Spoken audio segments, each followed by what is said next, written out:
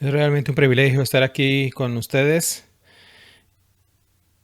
y es increíble estar en este salón en primer lugar. Estuve aquí hace como 2 semanas y sé que no es capaz como ustedes como iglesia, pero solo ver la gracia de Dios y estar aquí en este edificio y poder desde la distancia verlos caminar a través de lo que el Señor está haciendo aquí en medio de ustedes es bastante emocionante, es alentador y en primer lugar desde la iglesia Founders, saludos y un privilegio estar con ustedes. Me encanta el hecho de que saben, estamos a distancia, pero sabemos que la luz de Cristo, su evangelio está brillando intensamente aquí a través de sus vidas, a través de este ministerio, en este edificio. No es un testimonio pequeño de la gracia de Dios para todos ustedes. Entonces, es realmente único y es una celebración para ustedes. Sé que lo celebraron hace un par de semanas, pero es mi primera vez aquí desde que el bautismo, el lugar de bautismo está allí que se puso en ese lugar, así que es fascinante lo que el Señor está haciendo aquí. Y solo quiero decir, antes de comenzar, que también estoy muy agradecido por el pastor Darren. Saben, su pastor ha sido un gran amigo increíble para mí y para mi familia. Es realmente asombroso lo que el Señor ha hecho cuando en los últimos 18 años y siempre estoy en deuda con Darren. Y solo pienso en, sabes, hace 3 años atrás, cuando estaban pasando por una prueba, la amistad de Durham fue increíble en mi vida, fue fascinante en nuestra vida. Así mucho como ustedes aman a sus pastores, yo también lo amo igualmente y tal. Y probablemente podríamos competir en el amor, pero no ese es el sentido. Así que muy agradecido de estar aquí. Gracias por invitarme. Quiero ir directo al tema. Y el título para esta sesión es el rol del Espíritu Santo y realmente específicamente la obra del Espíritu Santo en la iluminación de los creyentes. Es un título interesante y me encanta el título. Es un título brillante. No lo inventé yo, no debo atribuir mérito por ello. Quisiera hacerlo, pero es un título fascinante porque realmente limita la doctrina de la iluminación del Espíritu Santo específicamente a los creyentes y eso es importante porque a menudo entendemos que y deberíamos, como veremos en un momento, la doctrina de la iluminación afecta a todos. No hay iluminación que sucede a los incrédulos en el momento de la conversión cuando se enciende la luz y hay una iluminación que sucede de una manera más dinámica para los creyentes día tras día en nuestro caminar con Cristo. Así que nuestro tópico para esta sesión es algo que te afecta a ti, cristiano, cada día en tu caminar con Cristo y eso afecta cada vez que leas la Biblia, cada vez que escuchas un sermón, cada vez que meditas en la verdad. Estamos hablando de la realidad de que está haciendo la obra del Espíritu Santo y cómo Él hace que la verdad viva y activa esté en tu propia mente. Permíteme darles una definición o una descripción, es mejor una descripción de la doctrina de la iluminación. La Confesión de Westminster dice esto: todo el consejo de Dios concerniente a todas las cosas necesarias para su propia gloria, la salvación del hombre, la fe y la vida, está expresamente establecido en las Escrituras, o bien una consecuencia buena y necesaria puede deducirse de las Escrituras a las que nada en ningún momento debe añadirse, pueden añadirse y sea por nueva revelación de espíritu o tradiciones de hombres. Sin embargo, reconocemos que la iluminación interior del Espíritu Santo de Dios es necesario para la comprensión salvadora de las cosas que se revelan en la palabra y que en algunas circunstancias concernientes a la adoración de Dios y el gobierno de la iglesia que son comunes de las acciones y sociedades humanas que deben ser ordenadas por la luz de la naturaleza y la prudencia cristiana según las reglas generales de la palabra que siempre deben observarse. Y esto describe el hecho de que nadie puede abrazar las escrituras de una manera salvadora aparte de la obra del Espíritu Santo. Es imposible. La doctrina de la iluminación no es, como lo oí escribido en Dios encendiendo la luz en foco sobre las escrituras. La escritura es la luz. La iluminación es Dios encendiendo la luz en la mente humana, en el corazón humano, dentro del alma humana. Déjenme mostrarles unos ejemplos de estos en las escrituras. Si quieren agarrar su Biblia, vamos a ir a Salmos 119. Esto es parte de la introducción. Vamos a ir al pasaje específico, pero antes de llegar allí, déjenme mostrarles la idea general de la iluminación a partir de algunos textos.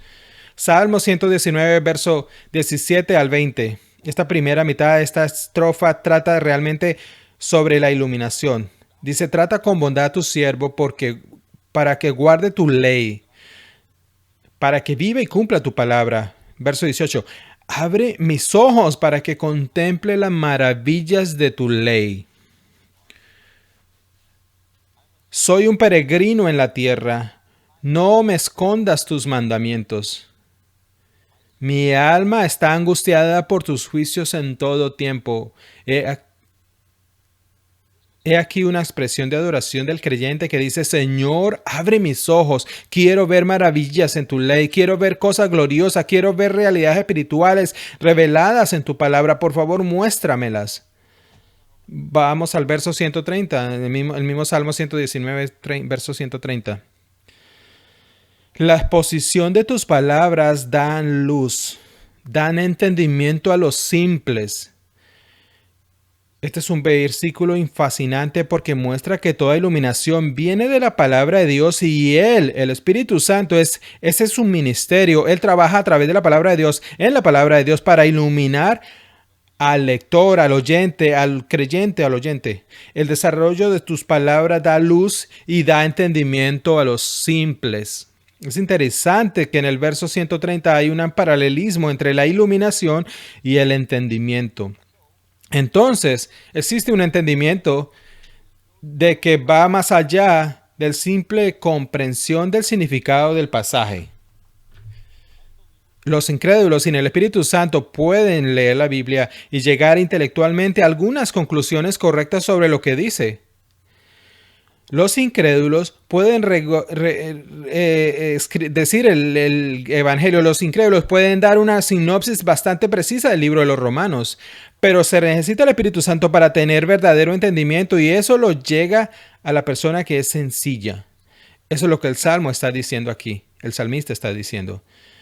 ¿Qué es lo que sucede? ¿Por qué es que tú quieres venir a una conferencia en la que se habla en toda esta sesión y la palabra de Dios va a ser abierta, sesión tras sesión tras sesión va a ser abierta? ¿Por qué? ¿Por qué es que quieres estar aquí? Y tal vez no alguien que vive el otro lado de la calle o un miembro de la familia que no conoce al Señor. ¿Qué sucede? Que te atrae por el significado público de acceso a la Escritura. ¿Por qué respondes diferente a eso? ¿Por qué lo abrazas? Bueno, la respuesta es, por supuesto, la iluminación divina. Dios enciende las luces. Permítame mostrarle otro pasaje antes de llegar finalmente en el tema. Y eso es 2 Corintios capítulo 4.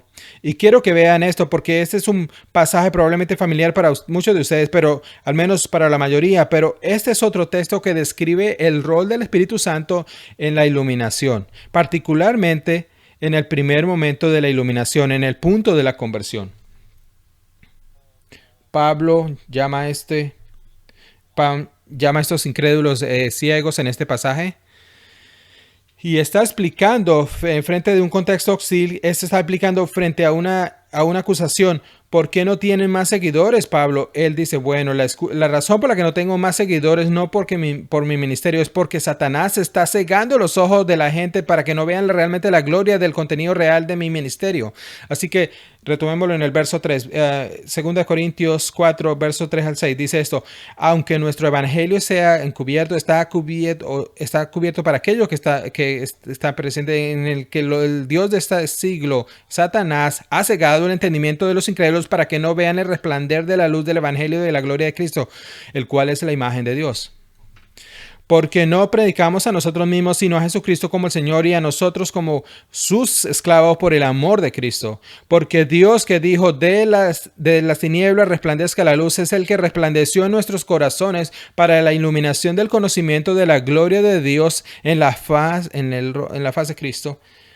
Allí mismo en el verso 6, Pablo hace una comparación entre el mandato divino de la creación que se crea de la nada, y Dios simplemente está diciendo, hágase la luz, da un orden a algo que no existe, y es decir, que la luz no existía, y le ordena, y así surge lo que no existía, viene a hacer la luz y viene a hacer la existencia, porque Dios dijo, hágase la luz.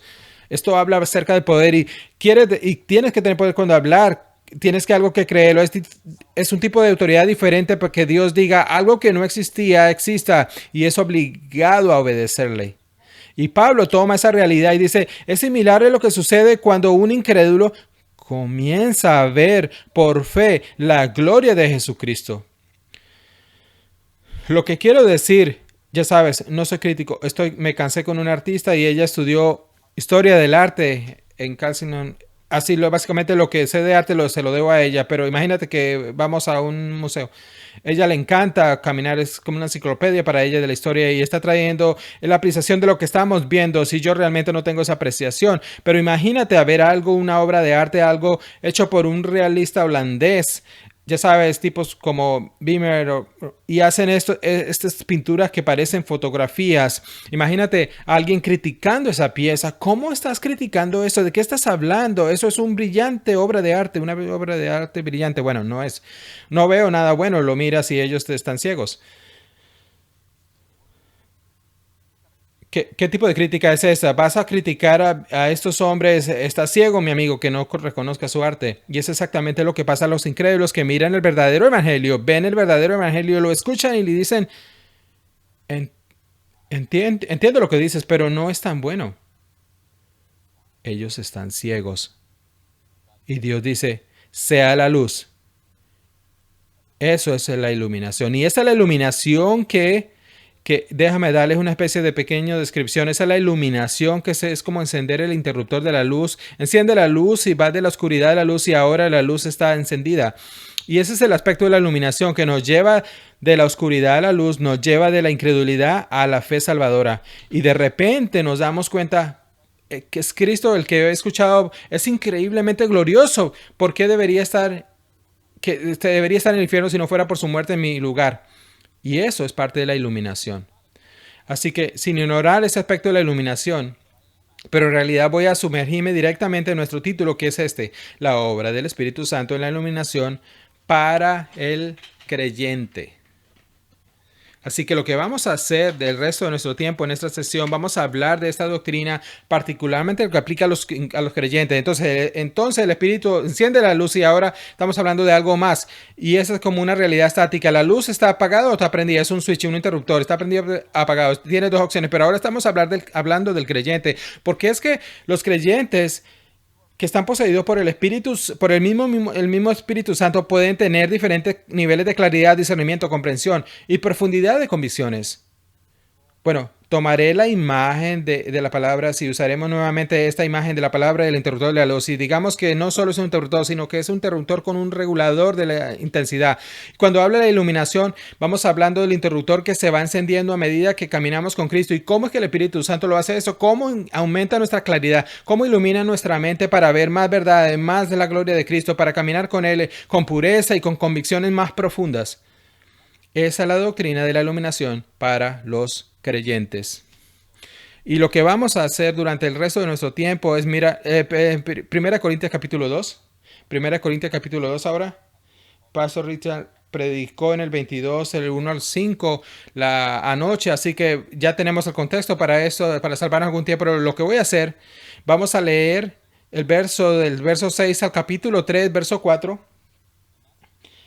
Y esa es una sesión bastante larga y me doy cuenta de ello, sabes, que no tendremos tiempo para tratar todo eso a profundidad, pero particularmente vamos a tratar de mirar los versículos de 10 hasta el capítulo 3, verso 4. 2, 10 al 3, 4 para esta tarde. Voy a leer el verso 6 y siguiendo hasta el siguiente para ver el contexto. Así que vamos a empezar en 1 Corintios 2, 6. Sin embargo, hablamos de sabiduría entre los que han alcanzado madurez, pero una sabiduría no de este siglo, ni de los gobernantes de este siglo que han desaparecido, sino que hablamos de la sabiduría de Dios en misterio, la sabiduría ocultada que desde antes de los siglos Dios predestinó para nuestra gloria. Y esta sabiduría que ninguno de los gobernadores de este siglo entendió, porque si la hubieran entendido no habrían crucificado al Señor de gloria. Sino como está escrito, cosas que ojo no vio ni oído oyó, ni han entrado al corazón del hombre son las cosas que Dios ha preparado para los que le aman. Pero Dios nos la reveló por medio del Espíritu, porque el Espíritu todo lo escudriña, aún las profundidades de Dios. Porque entre los hombres, ¿quién conoce los pensamientos del hombre sino el Espíritu del hombre que está en él? Asimismo, nadie conoce los pensamientos de Dios sino el Espíritu de Dios. Y nosotros hemos recibido no el Espíritu del mundo, sino el Espíritu que viene de Dios para que conozcamos lo que Dios nos ha dado gratuitamente. de lo cual también hablamos, no con palabras enseñadas por sabiduría humana, sino con las enseñadas por el Espíritu, combinando pensamientos espirituales con palabras espirituales. Pero el hombre natural no acepta las cosas del Espíritu de Dios porque para él son necedad y no las puede entender porque son cosas que se disciernen espiritualmente. En cambio, el que es espiritual juzga todas las cosas, pero él no es juzgado por nadie. Porque ¿quién ha conocido la mente del Señor para que lo instruya? Pero nosotros tenemos la mente de Cristo. Así que yo no puedo hablarles como espirituales, sino como a carnales, como a niños en Cristo. Les di a beber leche, no alimento sólido, porque todavía no podían recibirlo. En verdad, ni ahora pueden, porque todavía son carnales, pues habiendo celos y discusión entre ustedes, no son carnales y andan como hombres del mundo. Porque cuando uno dice yo soy de Pablo y otro dice yo soy de Apolo, ¿no son como hombres del mundo? Bueno, antes de empezar a ver el pasaje, ciertamente vamos a pedir al Señor que bendiga nuestro tiempo y que en esta falta de introducción vamos a orar y luego entrar en el pasaje de hoy para ver este pasaje. Señor, mientras que vemos este pasaje, es un pasaje acerca de nuestra iluminación, nuestra necesidad de la iluminación. Y te pedimos ahora mismo que realmente ilumine nuestras mentes. Te pedimos que abras nuestros ojos para ver las maravillas de tu palabra, las cosas gloriosas de tu espíritu y nuestro papel activo en algo que tú haces tan claramente que tú iluminas nuestras mentes. Lo que vemos aquí en este pasaje, un rol que desempeñamos que en realidad contribuye a la doctrina de la iluminación de una manera muy activa. Así que, Señor, realmente la prueba que está en nosotros esta noche, como mientras que pensamos en este pasaje, porque queremos responder y queremos recibir tu palabra y queremos recibirla correctamente. Así que lo que este texto revela acerca de la capacidad humana para responder a la verdad es algo que tenemos que considerar. Así que, Señor, oro por lo que nos des esa gracia. Por mí, pues, Señor, dame claridad en mi hablar para que pueda explicar claramente este texto. Te pido que uses tu palabra ahora en este momento para beneficiarnos a todos como tus hijos y que inflames en nuestros corazones un deseo mayor, un celo mayor por la pureza de corazón, para librarnos de toda carnalidad y de todo pecado que pueda interferir o ocultar el proceso de iluminación de nuestras mentes hacia tu verdad. Oramos en tu nombre y para tu gloria. Amén. Bueno, ahora mismo, en nuestro contexto cristiano, la claridad y la autoridad de la Escritura están en ataque. Y eso es una verdad obvia desde que Dios comenzó a hablar. Siempre ha estado atacada por los incrédulos y por el mundo, pero particularmente está en asalto. Y los cristianos profesantes están viendo las escrituras diciendo, ya saben, no se puede dejar las escrituras como la única autoridad. Las escrituras no puede ser la única autoridad para el cristianismo. ¿Por qué? Porque la sencilla razón es que no todo el mundo está de acuerdo en lo que significa. Tiene que haber una autoridad, tiene que haber una tradición y ese es el argumento que se plantea hoy y siempre ha sido planteado por falsas religiones, especialmente aquellas que tienen que afirmar que son cristianos y específicamente aquellos que necesitan una autoridad humana como el Papa, necesitan una reivindicación de magisterio o de tradición para informar o lo que significan las escrituras. Pero ahora necesitamos protestantes que están diciendo eso, que la escritura no puede ser la única autoridad, porque al final de todo, nadie se pone de acuerdo en lo que significa. Así que hay diferentes interpretaciones, diferentes conclusiones. Y eso es un ataque. Supuestamente es un ataque a la idea del biblicismo, que de la escritura podría ser una autoridad. Bueno, esto es uno de los textos que realmente responde a esa pregunta. Permíteme darles una respuesta breve a este problema bíblico de que la gente no puede ponerse de acuerdo. ¿Por qué la gente no puede ponerse de acuerdo en la Biblia? Que ¿es realmente la Biblia tan clara? Y si es clara, todos deberíamos estar de acuerdo, ¿verdad? Entonces la respuesta es la iluminación, pero las escrituras dan una respuesta grande para ello. De hecho, que tan claro que cada vez que escucho esta acusación entre las escrituras, simplemente prueba la Biblia una vez más. En primer lugar, las escrituras declaran que serán atacadas La escritura declara que serán atacadas por el enemigo, serán atacadas por Satanás. La palabra de Dios fue atacada por Satanás desde el jardín, Génesis 3, atacado por los falsos maestros a lo largo de la historia, falsos profetas, es decir, a lo largo de la historia de Israel, los falsos maestros, toda la historia de la iglesia, y puede leerlo una y otra vez desde Génesis 3 hasta Apocalipsis. El efecto del asalto a la verdad. Segundo lugar, puedes ver que todas las escrituras que se llaman específicamente el Nuevo Testamento a los líderes de la iglesia a corregir a aquellos que se oponen. Y entonces, si las escrituras, la claridad de las escrituras no estuvieran bajo ataque por personas que se equivocan, no habría motivo para decir, hey, oigan, a los ancianos deben proteger la verdad del error. Y tercer lugar, obviamente, existen los argumentos de que puede haber pasajes que son difíciles de entender y que podamos tener falta de claridad subjetiva y es totalmente diferente que las escrituras y algunos lectores pueden tener claridad diferente en unos pasajes que no pueden entender todo acerca del contexto, no lo pueden entender, pero eso no es un ataque a la Biblia. La cuarta razón acerca de la Biblia es la que vemos en este pasaje, es decir, la doctrina de la iluminación está ligada a la santificación. Los creyentes debemos pensar esto con mucha seriedad. Nuestra comprensión de la palabra subirá y bajará junto con nuestra santidad. Tu santidad afecta tu hermenéutica, afecta tu capacidad de interpretación, afecta tu capacidad de aceptar y recibir lo que Dios está diciendo en su palabra.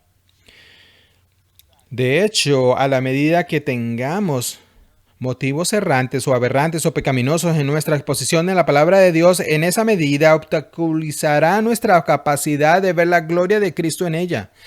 Esto va a frustrar nuestra capacidad de recibirlo y va a matar nuestro apetito por la palabra.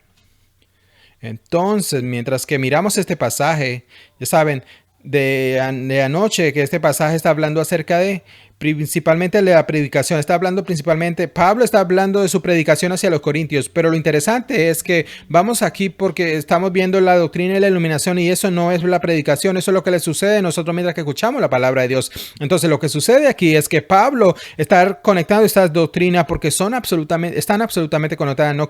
No tengo que insistir en esto, pero como lo comprendieron anoche, el contexto, Pablo asumiendo la tendencia corintia, la tentación cultural que es absolutamente atemporal de tomar el mensaje del cristianismo y casarlo con una metodología que sea culturalmente aceptable. Esa es una tentación eterna para los corintios de ese tiempo y esa tentación es el modo que habría sido la retórica grecorromana también. Y estoy absolutamente convencido que Pablo rechaza rotundamente la retórica grecorromana como medio de persuasión. Una vez que ya sabes, trabajé en las primeras 50 y 60 páginas del arte de la retórica de Aristóteles y lo traduje mirando los términos que él usaba y luego prestando atención a lo que Pablo hace en el Nuevo Testamento. De hecho, él habla de esto en Colosenses, 2 Corintios, pero específicamente aquí en 1 Corintios capítulo 1 y 2 y utiliza casi todos los mismos términos técnicos establecidos por oradores como Aristóteles y Sócrates y Quintiliano y todos estos hombres. Él toma estos términos técnicos y los rechaza categóricamente como un medio de persuasión.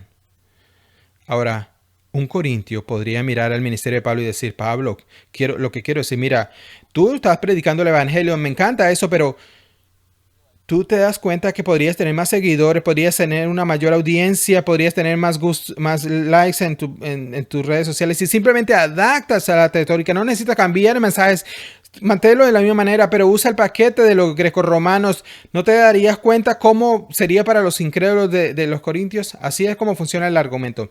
Es algo como que hacer algo culturalmente aceptable para los estadounidenses y te van a seguir y van a recibir el evangelio y van a tener estas eslogan y resultamente va a ser atractivo para la gente. Y es por eso que él dice lo que dice en el verso 5. Yo nunca haría eso. ¿Por qué? Verso 5. Para que vuestra fe no sea fundada en la sabiduría humana, sino en el poder de Dios. Si Pablo adaptara la retórica grecorromana, si tomaría el evangelio inmutable y lo combinara con esta oratoria en cuanto a los mecanismos persuasivos de la audiencia, dijo, yo estaría a ganar el día sobre la base de mi capacidad de manipular a mi audiencia para creer algo y entonces su fe descansaría en mí y no en Cristo. ¿Eso funcionaría?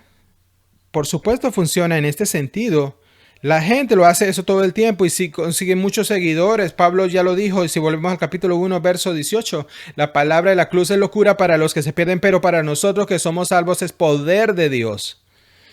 Cuando alguien toma el evangelio inmutable y lo representa de una manera culturalmente aceptable, las únicas personas que quieren poder seguir a algo que son los que no creen en el verdadero evangelio son, por definición del verso 18, las personas que están pereciendo o que van a perecer. Esa es la única persona que van a seguir lo que le funciona. El pragmatismo solo funciona para las personas que están pereciendo. Y Pablo dice, yo rechazo profundamente eso. Bueno, ¿qué tienes que hacer con la iluminación? Bueno, estamos aquí en el capítulo 2. Él empieza a explicar que el mundo nunca entenderá verdaderamente la gloria del contenido de su mensaje.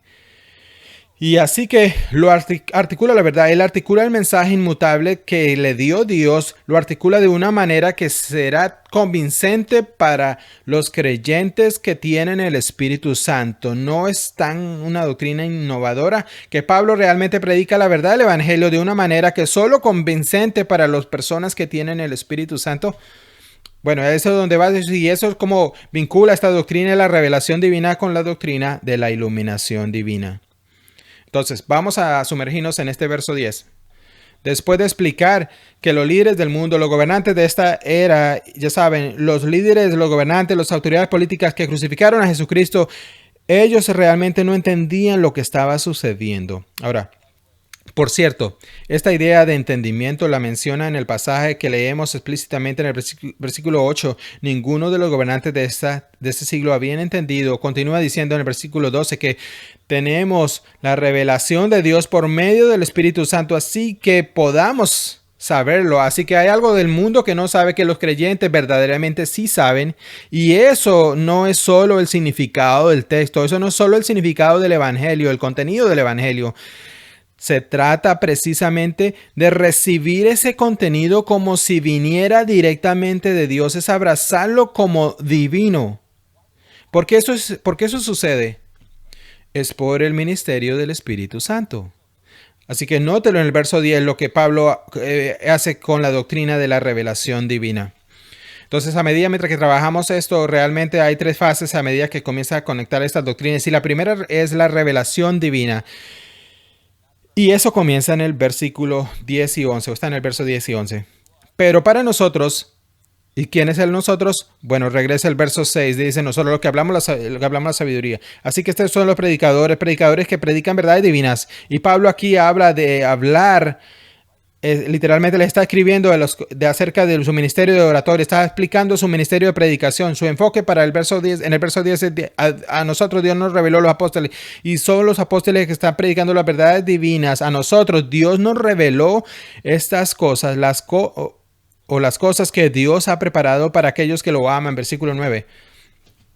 Entonces, estas cosas que Dios ha preparado para quienes que lo aman son las cosas que Dios ha revelado por medio del Espíritu, porque el Espíritu todo lo escudriña, incluso la profundidad de Dios. Así que tienes infinitas profundidades de gloria en la mente de Dios que te han sido dadas a los apóstoles como Pablo, y decir, la mente de Dios se está mostrando en una forma brillante, se pone de manifiesto con los predicadores apostólicos, y lo que está escribiendo en el verso 10. Y en el verso 11 explica, miren, ¿quién de entre los hombres conoce la profundidad del hombre excepto el espíritu del hombre que está en él? Es obvio, ¿verdad? Nadie sabe lo que alguien está pensando a menos que esa persona lo haga saber. Entonces, ¿qué quiero decir? Podría interrogarte, podría hacerte una prueba en este momento. ¿Qué estoy pensando en este momento? Y usted tendría que adivinarlo. Y bueno, si te soy sincero, todavía estoy bastante impresionado con el edificio y pienso, esto solía ser un campo de tiro. Es una locura que estamos sentados en un campo de tiro. Y sabes, la cantidad de trabajo y demasiado cosas que pueden estar en su mente en este momento. Y no es así, no es tu corazón cálido que lleno. Yo estoy compartiendo a ustedes todo lo que está pasando, mi razonamiento en mi mente en este momento. Y usted dice, por favor, ahórreme ese tiempo. Pero ¿no es tan obvio que podríamos saber lo que Dios está pensando sin el Espíritu Santo haciéndonos conocer su mente? El punto de Pablo es que solo a través de la revelación del Espíritu Santo, la revelación divina, podría conocerse la mente de Dios. E incluso lo explica en el verso 11, así también las profundidades de Dios, nadie las conoce sino el Espíritu de Dios. Él es el único que puede dar a conocer la mente de Dios. Y entonces cuando hablamos de la doctrina de la revelación o de la iluminación, comenzamos con la doctrina de la revelación divina. Ahora bien, esto nos informa cómo Pablo predica la verdad. A partir del verso 12 pasa a la segunda fase y aquí sería la articulación del predicador. Observe lo que dice en el verso 12. Ahora bien, no hemos recibido el Espíritu del mundo, sino el Espíritu que proviene de Dios para que conozcamos las profundidades que Dios nos ha dado en su gracia. Pablo está sentado allí y me dice, mire, no tenemos el Espíritu del mundo. En otras palabras, si yo estuviera hablando como la gente mundana, tendría que descubrir cuál es el espíritu dentro de su alma y qué es lo que realmente los captiva y es realmente el impulso del mundo pragmático. Pero pensar que puedo atrapar a alguien por aquello a lo que ellos le pongan mayor valor y que podría hacer coincidir mi mensaje con esto y podría obligarlos a seguirme y obligarlos a creer y actuar y aceptar mis mensajes. Pablo dice, mira, nosotros no hemos recibido el espíritu del mundo, sino el espíritu que viene de Dios, con el Espíritu Santo con la E mayúscula, que está en todos los creyentes para que podamos conocer las profundidades que Dios nos ha dado gratuitamente. Quiere decir, Dios está hablando en este libro y ha dado a conocer profundidades, verdades espirituales. Lo que quiero decir, tenemos literalmente la mente del Creador eterno revelada en estas páginas. Si no fuera por la inspiración del Espíritu para darnos eso, nunca podríamos conocer las profundidades de la mente de Dios. Y porque solo el Espíritu puede dar a conocer esas realidades en Apocalipsis, eso realmente afecta la articulación de Pablo y él dice que eso en realidad afecta cómo él habla. Verso 13, desde estas profundidades también hablamos, no con palabras enseñadas por sabiduría humana, sino con las que enseñan por el Espíritu. Qué frase tan fantástica, ¿verdad? Que quiero decir, es un verso que explica que Pablo, como predicador, hace coincidir el contenido con las palabras reales que él está utilizando. Él nos da un mensaje divinamente dado en palabras que aprendió de los hombres. Él rechaza eso de tomar el contenido divino y empaquetarlo con retórica humana. Él lo rechaza absolutamente y categóricamente. Pero en lugar de eso, toma estas verdades divinas y las articula en palabras que le enseñó el Espíritu Santo. Incluso su persuasión descansa en el poder del Espíritu Santo. Incluso su verborrea se basa en el poder del Espíritu Santo. La forma como él expresa la verdad es algo que aprendió del Espíritu Santo. Ahora, este verso 13 se vuelve un poco complicado y vamos a compararlo aquí necesito hacer un comentario técnico. Esta última frase en el verso 15, estoy leyendo de la Biblia de las Américas, dice combinando profundidades espirituales con palabras espirituales. Y lo complicado de esta frase es que es una palabra que puede ser masculina o neutra, que podría decir realmente podría ser personas espirituales o personas o cosas espirituales. Y entonces la primera palabra explícitamente neutra, combinando o interpretando verdades espirituales, y luego tiene las dos opciones que podrían ser palabras espirituales o para personas espirituales. Y ese es un debate, es una discusión legítima que se hay. Creo que es mejor o probablemente más fácil, más preciso tomarlo como interpretación de verdades espirituales para personas espirituales. Y les daré una breve explicación rápida de ello. Esta palabra que se traduce con combinar generalmente significa combinar como en el griego clásico porque los autores a menudo usaban un puesto de dividir o separar, contrastando con esta palabra que significa entonces combinar o unificar algo. Sin embargo, cuando está hablando de algo como la revelación divina, casi siempre se refiere a interpretación. De hecho, la gran mayoría de las veces que se usa esta palabra en el Antiguo Testamento, cuando estaba en griego, significa interpretar. Por ejemplo, cuando el jefe de los coperos y el panadero en Génesis 41 describieron al faraón, oye, tenemos este hombre en prisión, él nos interpretó nuestros sueños. Hay un referente personal ahí y esa palabra se usa obviamente como una interpretación. Tiene nuestros sueños. José interpretó esos sueños para nosotros. Él nos aplicó a nosotros de una manera que pudiéramos entender el significado de nuestros sueños. Y eso es exactamente cómo se está usada la palabra y eso realmente tiene mucho sentido aquí. Primero y principal, yo diría, y no es que está mal como la idea, no es incorrecto decir que Pablo combina verdades espirituales con palabras espirituales, porque obviamente él dice eso en el verso 13a, pero eso es parte del problema. Sería un poco redundante decir, no interpreto las verdades divinas con palabras humanas. Interpreto las verdades divinas con palabras espirituales. Lo que quiero decir es que interpreto las cosas divinas con palabras espirituales, totalmente redundante. Además, es interesante que en el contexto donde estamos, donde vamos aquí en el pasaje, en el verso 14 y siguiente, él comienza a comparar y contrastar la receptividad de ese mensaje por parte de las personas que son naturales versus las personas que son espirituales. Así que para adelantarnos un momento, miren el verso 14, el hombre natural no acepta las profundidades. El hombre natural no acepta las verdades espirituales. Así que volvemos al verso 13 por un momento, cuando dice combinando verdades espirituales y luego parte discutable de lo espiritual o con espirituales, creo que tiene más sentido tomarlo con masculino. De hecho, cada vez que ocurre de esa manera en el 1 Corintios es masculino y aquí sería la traducción, sería interpretada verdaderamente verdades espirituales para personas espirituales. Su proclamación no es para las personas carnales de la audiencia. Es para las personas que tienen el Espíritu Santo. Él aparece en la iglesia en Corinto el domingo y comienza a declarar verdades para ministrar a los demás creyentes. Afecta su articulación. Entonces comienza la revelación divina para la articulación del predicador y luego finalmente la recepción del hombre. La recepción del hombre en los versículos 14 y siguientes hasta el 3:4. Primero que todo comienza en el verso 13, dice esto, él dice, pero el hombre natural no acepta las cosas del Espíritu de Dios, natural es un incrédulo. Aquí Santiago 3:15 habla de la sabiduría de abajo, natural, terrenal, demónica. Judas 19 habla que aquí en que natural es de mentalidad mundana, que está desprovisto del Espíritu Santo. Aquí un hombre natural es una persona que simplemente nació físicamente, no tiene regeneración espiritual, es completamente natural y ese individuo no acepta las profundidades del Espíritu de Dios. Entonces, el Espíritu Santo está revelando la mente de Dios. Pablo llega y toma esas verdades espirituales que son reveladas a los apóstoles para darles a conocer al mundo. Y los corintios están sentados allí casi obligados, sino tentados a abrazar las falsas enseñanzas de los falsos líderes de Corintios, a quienes, dicen en la segunda carta, lo llama falsos apóstoles, ángeles de Satanás.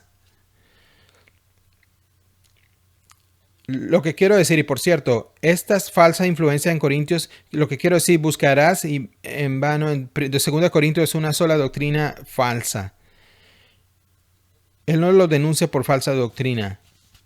Hay algo, están tan absorbidos en sí mismos de convertirse en el estándar y ser insertados en los Corintios y en Cristo. Y Pablo les está sentado allí diciendo, me temo que los están separando de una devoción simple y singular a Jesucristo. Y en el papel tiene la declaración doctrinal correcta. Y entonces lo que está haciendo aquí, apelar a hecho que tienen un mayor número de seguidores y los incrédulos en Corinto escucharán nuestro mensaje porque los incrédulos están absorbidos por el movimiento que está allí, porque es por su capacidad oratoria, pero la realidad es que nunca aceptarán las verdades espirituales. Ellos podrían seguir un orador que es muy hábil y puede ser convincente. Podrían seguir a alguien que presenta el evangelio de una manera que realmente atrae para una persona mundana, pero no significa que embraza la verdad, no significa que el Espíritu está iluminando su mente a la verdad. No es la iluminación, eso es idolatría. Y entonces Pablo simplemente dice, ellos no lo harán, ellos no aceptan esas cosas porque son locura para ellos. Él simplemente considera las cosas espirituales en las palabras que el Espíritu Santo les dio como a locura y no la pueden entender porque son examinadas espiritualmente. Ellos no pueden entenderlas. No pueden, ellos pueden entender el significado, pueden arguir los hechos del Evangelio, pero no pueden apreciar el significado del Evangelio, no pueden abrazarlo, no pueden comprender la gloria de Cristo revelada en el Evangelio. Esto, esto es un verso profundo en su significado. Son locura para ellos, no lo pueden entender, no lo entienden porque no pueden. Mira aquí la capacidad. Aquí en este versículo vemos la capacidad de entender cosas sobre el Evangelio, pero no entender el significado real del Evangelio y mucho menos la gloria de Dios en él. Recuerdo que la primera vez esto fue traído a mí en experiencia propia cuando estaba compartiendo el Evangelio con un amigo, estaba haciéndole testimonio de Cristo y estaba trabajando en esquiviador en Colorado y tenía un amigo y le compartí el Evangelio y cuando llegamos a la mitad de la temporada le estaba compartiendo el Evangelio una y otra vez y este hombre estaba identificado como una especie de místico índico, un tipo de, ya sabes, de religioso, algún tipo de misticismo del lejano oriente. Y recuerdo claramente fue a su apartamento y sus compañeros habían hecho, es un tipo de ambiente en el que ellos vivían. Y estábamos sentados con ellos hablando del Evangelio y él me dijo, John, ya me lo habías dicho antes. Le dije, bueno, ya lo hemos hablado antes, pero obviamente no lo entiendes porque no los has aceptado. Y dice, yo entiendo. Le voy a decir, sí, claro que lo entiendo. Por supuesto entiendo. Y comienza a contarme en detalle el carácter de Dios, la responsabilidad que le debemos como nuestro creador. Y comienza a contar la naturaleza de Cristo, la naturaleza de los pecadores, la culpabilidad del pecado. Comienza a contarme la satisfacción por la ira de Dios contra Cristo en la cruz. Y estoy escuchando a este hombre describiendo el Evangelio y articulándolo con detalles. Y él simplemente dijo, John, estoy harto de oírlo. Cállate acerca del Evangelio. Y recuerdo que manejando a casa manejé de regreso a mi apartamento esa noche y estaba tan agobiado y destrozado, honestamente, hasta enojado en algún momento. Pensé, esto no puede ser. Obviamente él no ve la verdad del Evangelio, ni siquiera se había ocurrido todavía que pudiera comprender intelectualmente el Evangelio y aún así rechazarlo, porque Dios me había abierto los ojos y yo, ¿cómo puede rechazar algo tan glorioso? Porque Él es natural. No lo aceptará porque no puede y no puede porque no quiere. Entonces, ¿cómo entendemos esto? Lo que quiero decir, esto es lo que plaga a la iglesia, a los hombres naturales en la iglesia, ha plagado las iglesias desde el comienzo de la iglesia. Déjenme darte un ejemplo de esto. Pueden que conozcan el nombre Karl Barth. Karl Barth fue un hombre muy famoso hace 60 años. Él tendría 70 años porque tenía un movimiento que llamaba el Nuevo Ortodoxo y exaltaba el carácter de Dios y el medio de todo este liberalismo. Y la gente estaba muy emocionada porque sonaba una visión realmente trascendente en Dios, pero era realmente novedosa, una visión herética de las Escrituras. Y lo que estaba diciendo que la Biblia no era la palabra de Dios, sino que la Biblia se convierte en la palabra de Dios cuando te habla. En otra palabra, la Biblia es realmente, si estuvieras caminando en una playa y vieras marcas en la arena y indica que era que algo estaba allá y escribió algo, bueno, usted lee la Biblia y muestra que Dios habló a las personas que la escribió, pero no realmente la palabra de Dios hasta que realmente te hable a ti.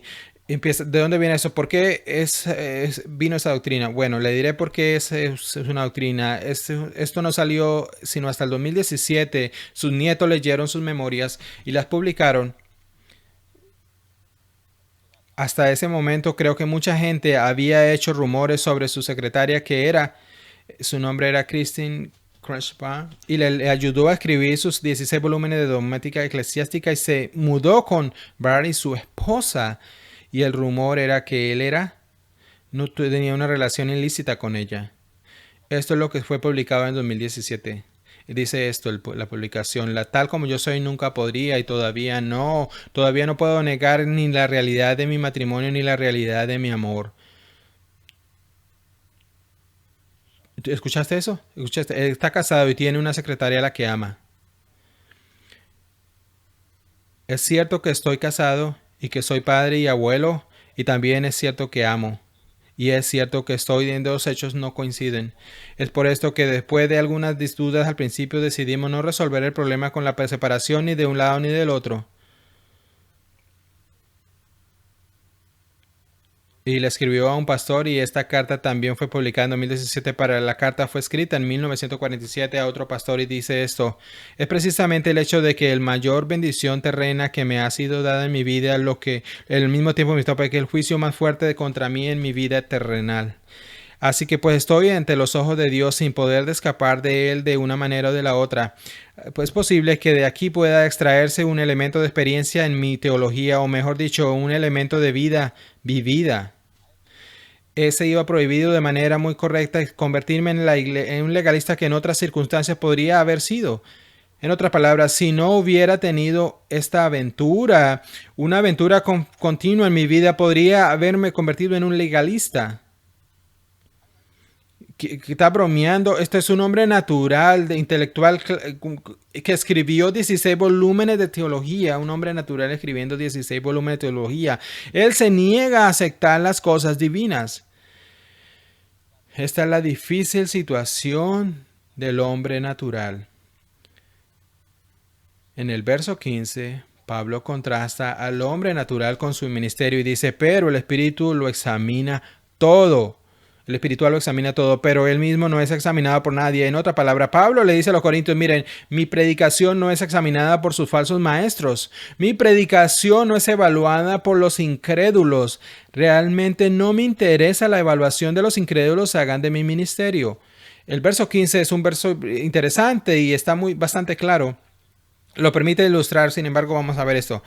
Leí un libro llamado La lectura y la predicación de las escrituras. Hughes Offen escribió 7 volúmenes sobre la historia de la predicación sobre la iglesia cristiana. En el volumen 7, en ese volumen, él hace una comparación de 2 ejemplos que da allí. Él usa esto.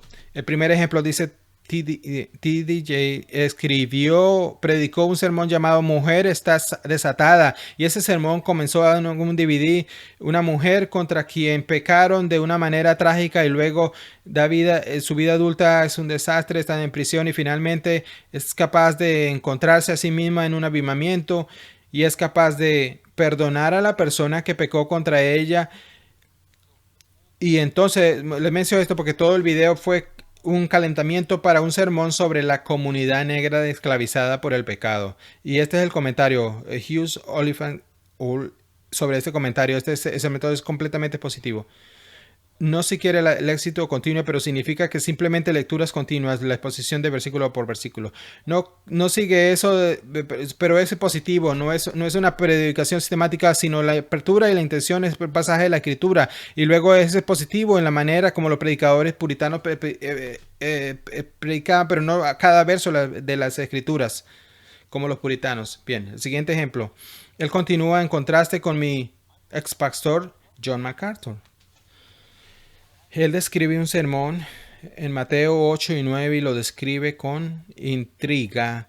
Él admite que está un poco confundido, tiene demasiada iluminación en él porque realmente cree Satanás, cree en los demonios y por eso considera el sermón de MacArthur simplemente una curiosidad, honestamente. Mire lo que dice. La retórica de MacArthur es terriblemente articulada, pero tal vez sabe algo que los otros no sabemos. ¿Por qué mucha gente escucha MacArthur producto de todas las escuelas equivocadas? ¿Cómo podría llenar su iglesia de los domingos para la mañana en una época en la que hay falta de asistencia en la iglesia? Este es un predicador que no tiene nada que ver una personalidad ganadora, buena apariencia o encanto. Es un predicador que no ofrece nada en términos de envoltorio homelítico. Nadie diría que es un maestro de la oratoria. Lo que sí parece que tiene un testimonio de la verdad autoritativa. Él reconoce que las escrituras, la palabra de Dios, y cuando la predica es la escritura, la que escuchan no son las palabras de John MacArthur. No son las palabras de John MacArthur son tan interesantes, sino que es la palabra de Dios es de un interés supremo y es por eso que la gente lo escucha. Su comentario crítico de la predicación de MacArthur es probablemente uno de los mayores elogios, porque en el verso 15 dice: el que es espiritual lo examina todo, pero no es examinado por nadie. Es decir, no puede criticar la predicación del evangelio como incrédulo, o más gente escucha de esta manera, y yo me doy cuenta de eso, pero no la gente que ha sido salva.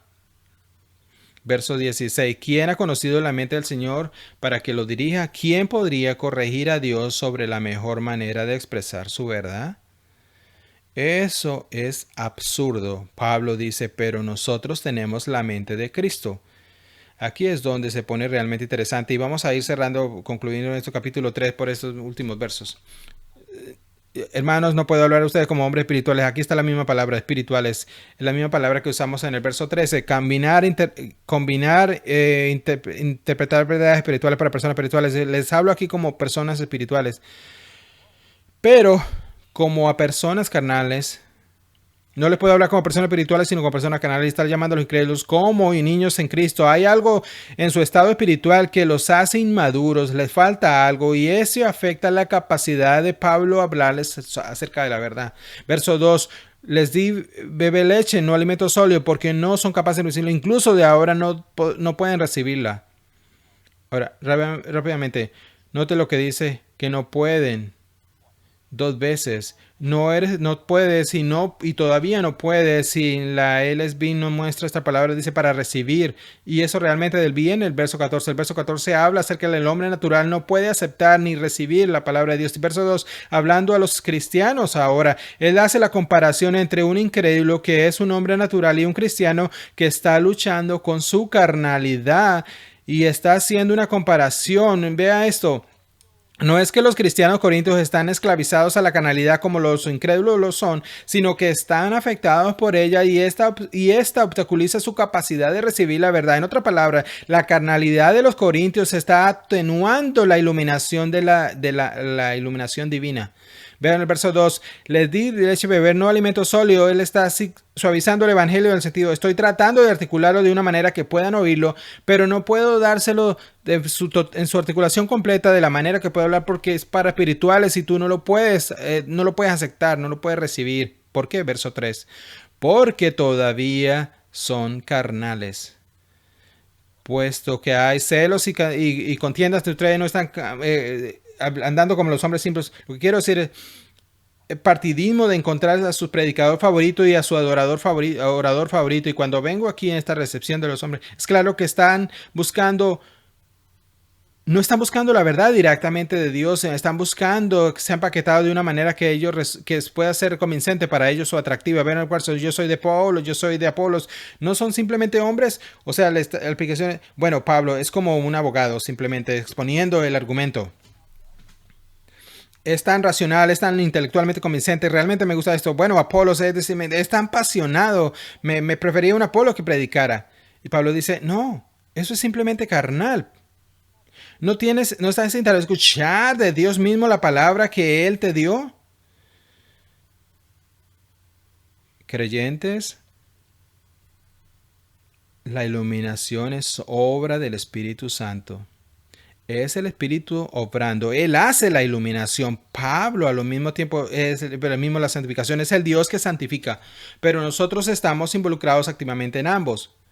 Cuando Pablo dice el hombre natural no puede porque no acepta las verdades espirituales y luego hace una comparación con los corintios y decir, ¿ves? Tu carnalidad está teniendo efecto similar en recibir la palabra de Dios. Debemos prestar atención, debemos hacernos la pregunta, ¿qué estamos haciendo que podría interferir con nuestra capacidad de recibir las profundidades de las verdades divinas? ¿Qué está obstaculizando nuestra capacidad de crecer en profundidades y de convicciones y de claridad de la palabra? Te hace estas preguntas. La primera pregunta es la credibilidad y esta pregunta tiene que ver con el deseo de respeto intelectual y esto pasa muy a menudo en el cristianismo. Los cristianos se preocupan muy preocupados a no ser percibidos como idiotas, estúpidos, tontos o imbéciles, que simplemente es un fundamentalista oscuro que simplemente recibe la palabra y la toma por verdad. Y hace esta pregunta, cuando piensas acerca de las escrituras y su mensaje, ¿te preguntas alguna vez qué pensará el mundo de las personas que creen en ella? ¿Estás molesto o preocupado de los hombres que te consideren un tonto? Si es así, eso obstaculizará tu capacidad, va a obstaculizar tu iluminación. Y en segundo lugar, otro pecado que es muy común hoy en día y que es similar a lo que enfrentaban los corintios, que es el deseo de comodidad. Esto sucede cuando escucha la palabra de Dios, pero realmente estamos preocupados de escuchar la palabra de Dios, y cuando leemos y meditamos en ella y cuando lo escuchamos en un sermón y luego nos preocupamos abrumadores de que acerca de la obediencia a la palabra. Y pregúntate esto: ¿estás dispuesto a obedecer al Señor incondicionalmente? ¿Hay en tu corazón alguna preocupación acerca de la obediencia, sea demasiado costosa en ciertos contextos o con ciertas responsabilidades o ciertas relaciones?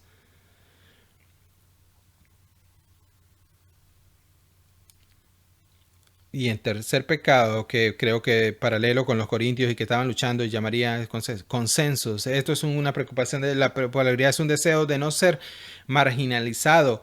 Déjeme preguntarle esto de esta manera: ¿crees que lo que crees, es decir, tus convicciones, ya llegas a esas convicciones que tienes, crees esas convicciones que tienes porque todos tu alrededor creen por que o porque lo aprendiste del Espíritu Santo?